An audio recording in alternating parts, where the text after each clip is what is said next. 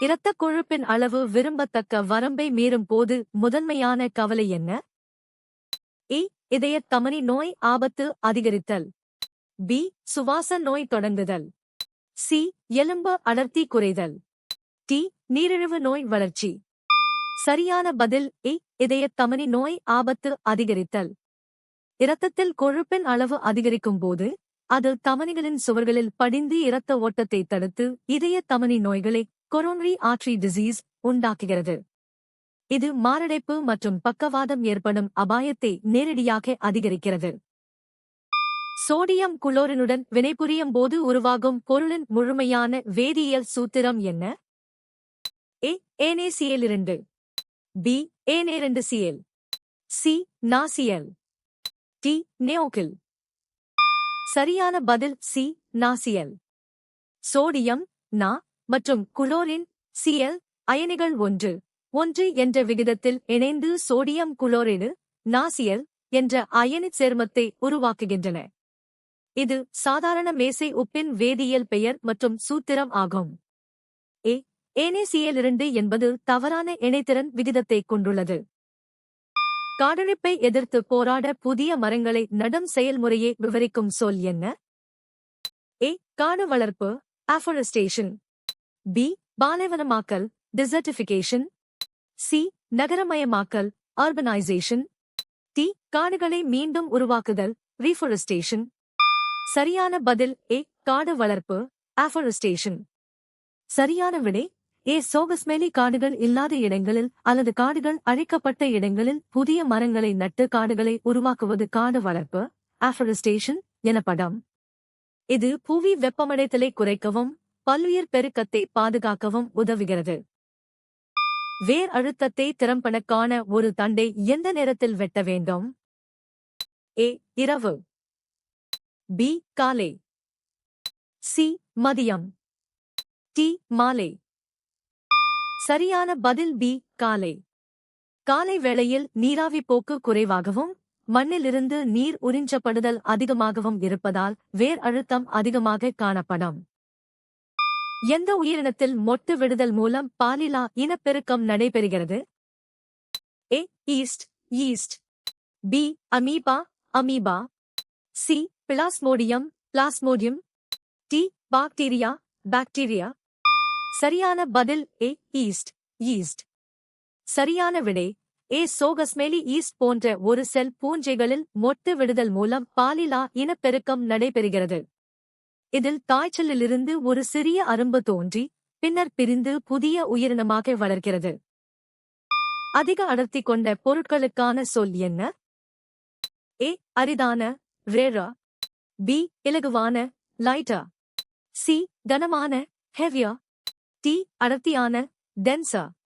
சரியான பதில் டி. அடர்த்தியான டென்சா.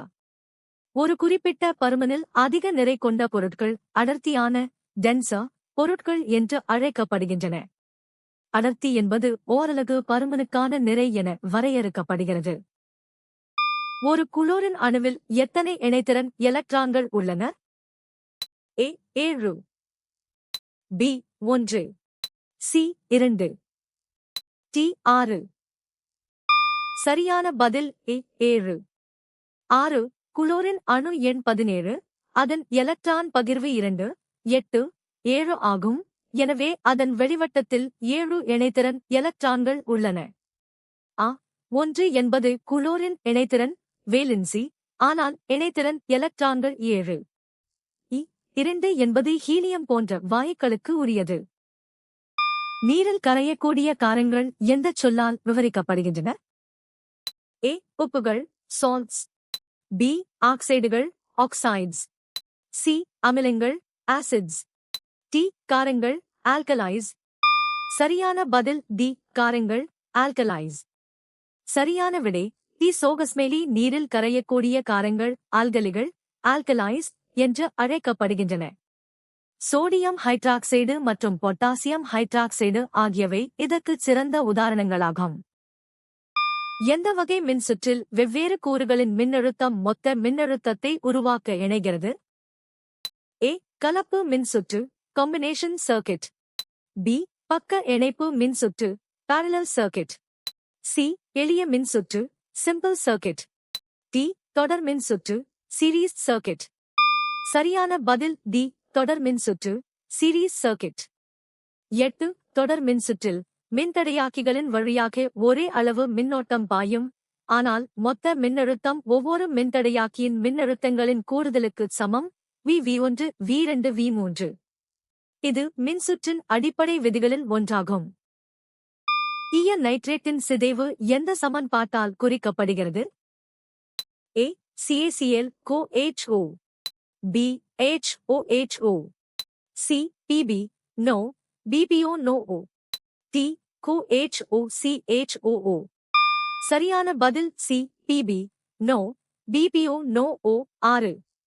ஈய நைட்ரேட்டை வெப்பப்படுத்தும் போது அது ஈய ஆக்சைடு, நைட்ரஜன் டை ஆக்சைடு மற்றும் ஆக்சிஜனாக சிதைவடைகிறது. இது ஒரு வெப்பச் சிதைவு வினைக்கு சிறந்த உதாரணமாகும்.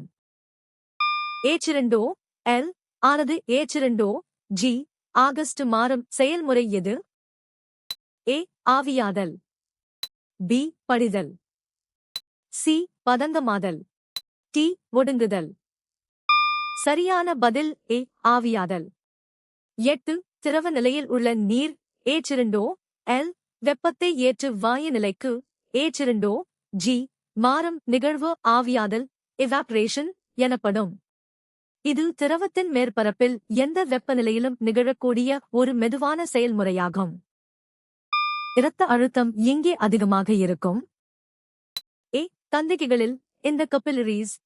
B நுண்ணமணிகளில் in the arterioles. C தமனிகளில் in the arteries. T சிரைகளில் in the veins.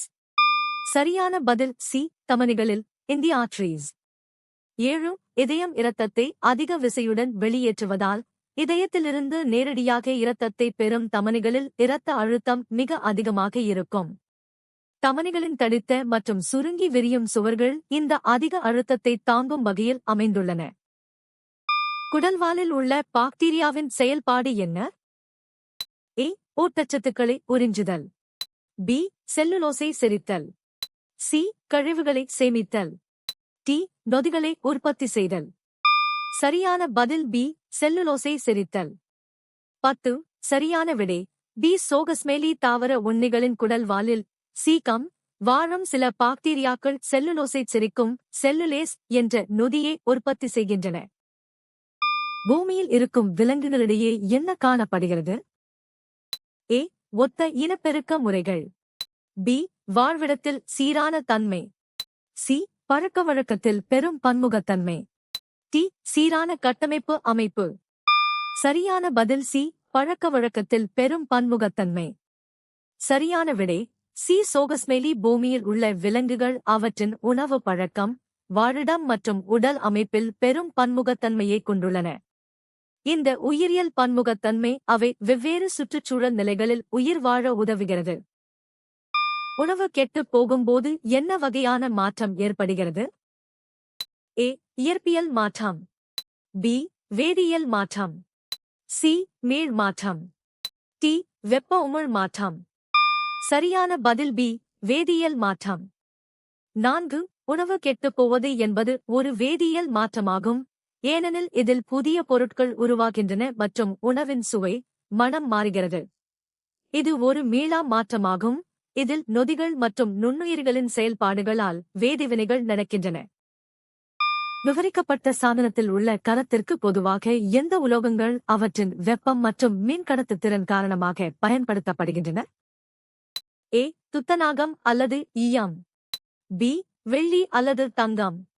C எஃகு அல்லது இரும்பு. T தாமிரம் அல்லது அலுமினியம். சரியான பதில் D தாமிரம் அல்லது அலுமினியம். 3 தாமிரம் மற்றும் அலுமினியம் மிகச்சிறந்த வெப்ப மற்றும் மின்கடத்திகளாக இருப்பதால் சமையல் பாத்திரங்கள் மற்றும் மின் சாதனங்களில் பயன்படுத்தப்படுகின்றன. இவை குறைந்த மின்தடையை கொண்டுள்ளன மற்றும் வெப்பத்தை விரைவாக கடத்துகின்றன. ஒரு கரைசலில் அதிக அளவில் இருக்கும் கூறு என்னவென்று அழைக்கப்படுகிறது? A கரைபொருள் சல்யூட். B வீழ்படிவு precipitate. C கரைப்பான் solvent. T வினைபடு பொருள் reactant. சரியான பதில் C கரைப்பான் solvent. ஒரு கரைசலில் எந்த கூறு அதிக அளவில் காணப்படுகிறதோ அது கரைப்பான் என்று அழைக்கப்படுகிறது. உதாரணமாக, சர்க்கரை கரைசலில் நீர் அதிக அளவில் இருப்பதால் அது கரைப்பானாக செயல்படுகிறது. கரைபொருள் என்பது கரைசலில் குறைந்த அளவில் காணப்படும் கூறாகும். உண்மை வெப்ப விரிவு குணகத்திற்கான விகிதத்தில் பகுதி என்ன? ஏ. தோற்ற பருமன் அதிகரிப்பு. பி. வெப்பநிலை உயர்வு. சி. ஓரலகு பருமன். டி. உண்மையான பருமன் அதிகரிப்பு. சரியான பதில் சி. ஓரலகு பருமன். 9. சரியான விடை சி. சோகஸ்மேலி. உண்மை வெப்ப விரிவு குணகம் என்பது ஓரலகு வெப்பநிலை உயர்வால் ஒரு திரவத்தின் ஓரலகு பருமனில் ஏற்படும் உண்மையான பருமன் அதிகரிப்பிற்கும் உள்ள விகிதமாகும். நீங்கள் எத்தனை சரியாக பதிலளித்தீர்கள்?